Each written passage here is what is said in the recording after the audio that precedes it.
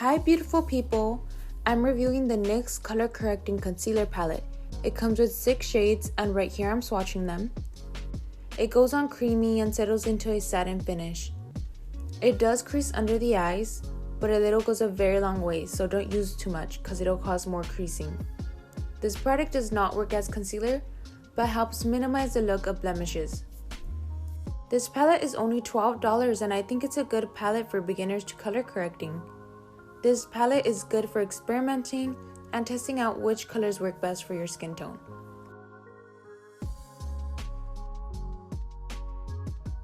My favorite way to use it is by blending it into my foundation or concealer.